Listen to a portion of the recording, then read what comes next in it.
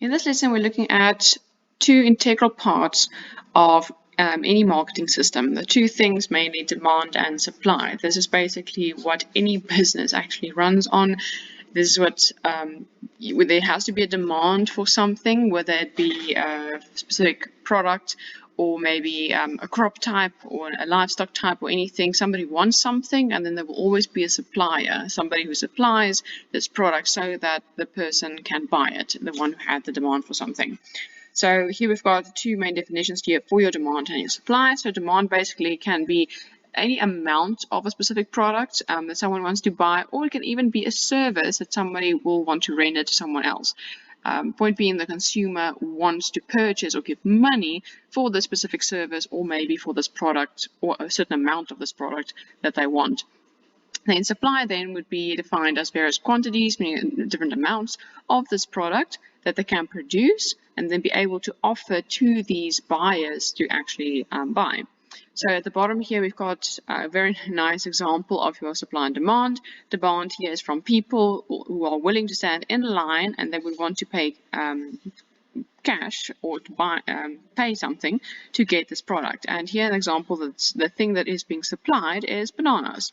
So there will only be a successful business, also a successful marketing, if there is something being offered for someone to buy and when there are people to actually buy the product. Then you have demand and supply. So there are basically, these are two laws associated with demand and supply. So basically, the law of demand itself says that when a price of a good rises, meaning something becomes more expensive, the quantity demanded then by the community actually falls. I mean, nobody wants to spend a lot of money for something. Everybody is cheap, I want to say. We want to keep our money. So the cheaper something is, the more willing we will be to buy it.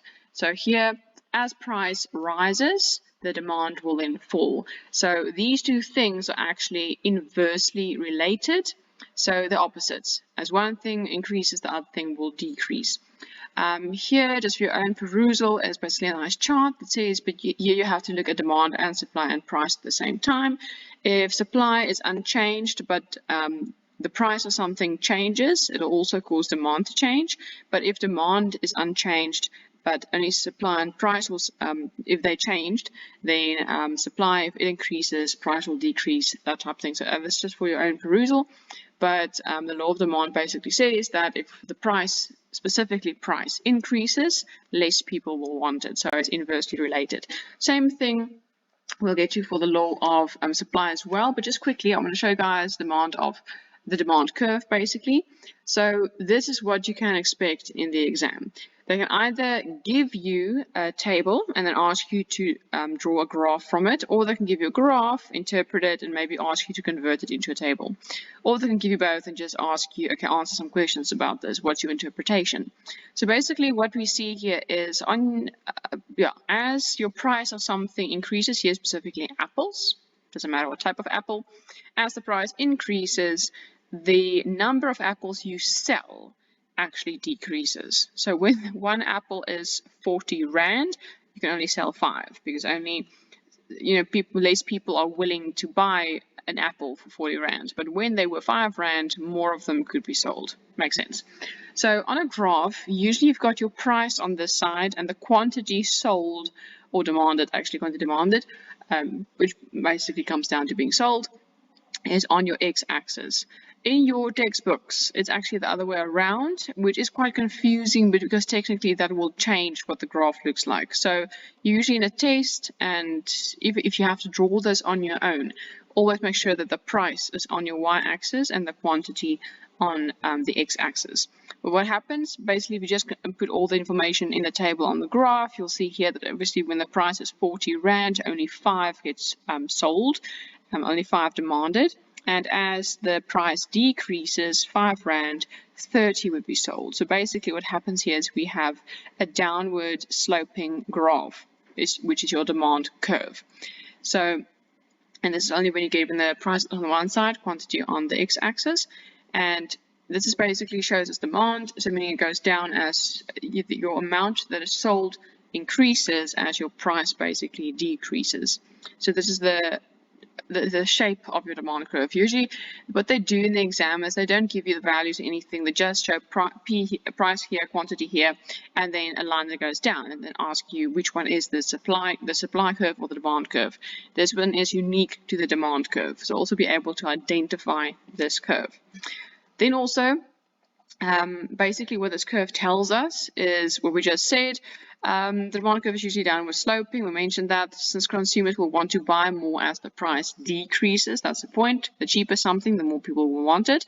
So then this happens specifically provided that all the other factors that influence demand remains equal, meaning only price changes. If the season is still the same, if the people still have the same amount of, let's say, money to spend, and maybe the social convention is to still buy apples, it's still a regular thing, and nothing else in the environment changed, but just the price, then this basically will be the demand curve.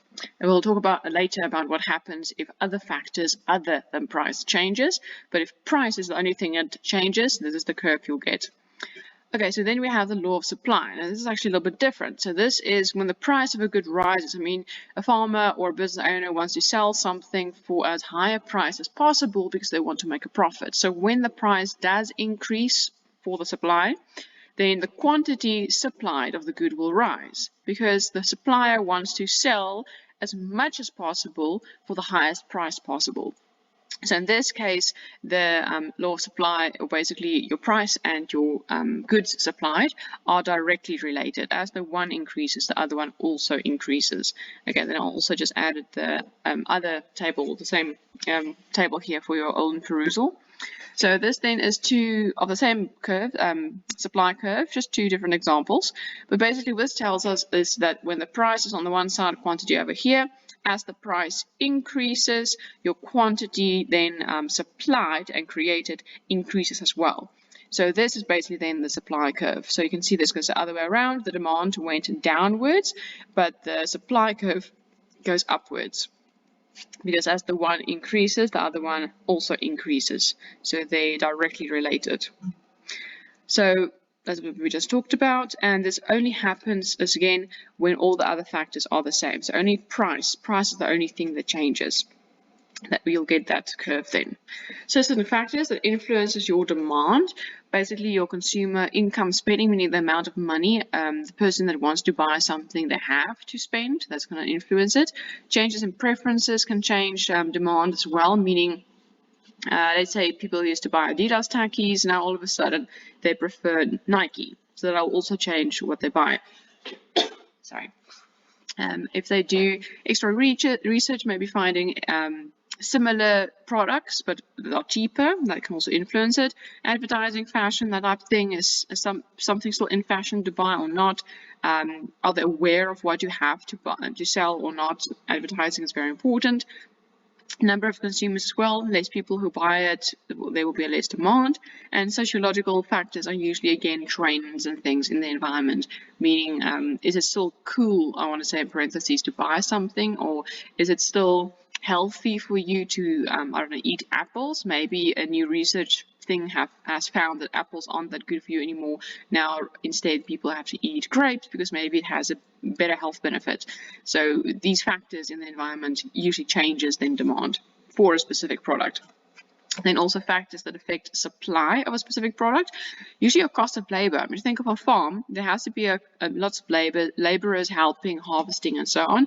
And if it's too expensive for the farmer to actually pay a lot of laborers, he has to let some go, he only has less labor maybe, or maybe he has to keep all the laborers, but now again has to pay them more.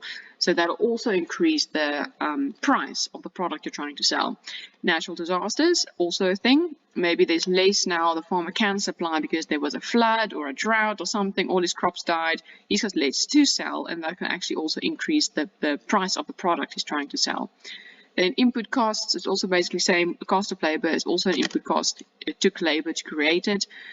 So things similar to that. And then also technology. Does a person have good tractors, implements, those things? Does he not have it? That also will influence how quickly you can supply it, and also influence the price of the product. And legislation has to do with all these products, the seller is trying to supply, does it meet the standards of the laws that has been dictated for it? Meaning, certain things has to be healthy. I mean, you can only sell, let's take milk for an example. Many times they say you can only sell organic milk. Sometimes fertilizers and other things have been used for on the grass that are fed to the cows. So technically then that milk is not organic anymore because chemicals have been put into the food of the cow. So sometimes only organic milk then can be produced. It's like a way example. But point being, certain legislation sometimes dictates whether something can be sold or not based on how it was supplied and how it was created. So how can oversupply of a product be avoided? So again, just at the bottom, they show the word crop dumping. So crop dumping is if there's too much of a thing produced, maybe too much eggs and nobody is buying it, maybe too much potatoes, and the risk is there that it will spoil. So and then it must be literally dumped and thrown away, maybe to other animals as feed, or maybe it should just be allowed to rot and then used as fertilizer or whatever, so meaning it's a waste. So instead of wasting it, how can it be used? Firstly, by processing it, and that actually adds value to the product you're trying to sell. So processing meaning if you had raw meat, but instead of just selling the chops, now you can change it into maybe a meat pie, or yeah, you just change the format and you add ingredients to it, and that way also it adds value to the product. And secondly, building storage facilities, try and store it better if you can't sell it immediately. Establish new markets, meaning maybe you only have 5 shops the farmer is selling the product to, maybe expand and try and send it to other markets as well, other shops, try and sell it. Then controlled marketing isn't that important, so you guys can skip it. Then diversification is actually important, meaning diversification is when you plant more than one type of produce, meaning not just being a potato farmer, having potatoes and maybe maize and rice won't work, but something else. So the farmer then has to diversify, and the thing that the supplier supplies is different types of things, not just one thing. Okay, and your hedging you guys can also just ignore. Then price elasticity. Okay, I think this is the last thing I'm going to talk about. So price elasticity basically is when the extent to which a change in price influences the demand and supply of a product. So here I want to use the example again of, let's say, you wanting to sell bananas. Let's take the bananas example again.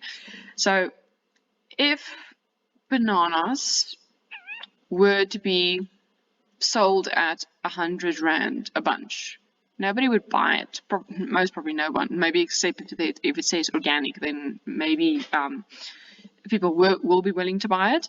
But again, it says 100 Rand.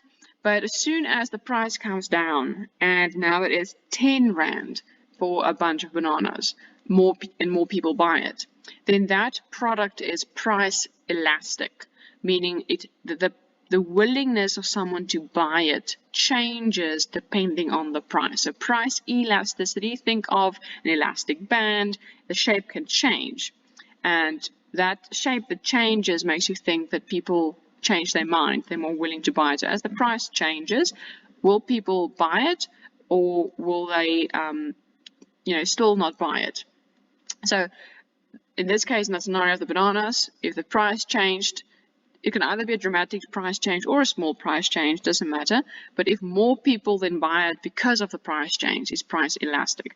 If, let's say, it was sneakers, and sneakers used to be 2,000 Rand for a pair, now all of a sudden it's 100 Rand. But still, not a lot of people decide to buy it. It could be for different reasons. Maybe it's now summer and it's too hot, nobody wants techies, or for whatever reason. Then it would be price inelastic, meaning even though the price changed, the demand for it never changed. Okay. And also, please ignore this graph. I thought it would make it more easier to understand, but it makes things actually a little bit more difficult to understand. Rather go for these two graphs. So here we see that if something, no matter what the example is, you start with a specific price for a product, and this is the amount of the product sold. But let's say again your price falls. and then your quantity sold also differs. In this case, the change in the amount that was sold, the demand, changed a lot. So then this product then would be price elastic. The demand then is elastic because when the price fell, more people bought it. You can see that the angle of this line is closer to horizontal than, say, this line.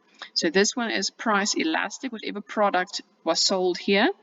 But this one is seen as inelastic, meaning even though the price dropped a lot from 1 to 2, the quantity, yes, fine, did change, but not significantly enough compared to this one. If you look at the slope of the line, that's kind of the telltale thing. So the slope here didn't change, is not close to horizontal, put it that way. It's still more vertical. So then this product, even though the price went down, couldn't get people to buy more. So this product then would be price inelastic. Okay, I'm going to stop here for the moment and just finish this topic in a second video.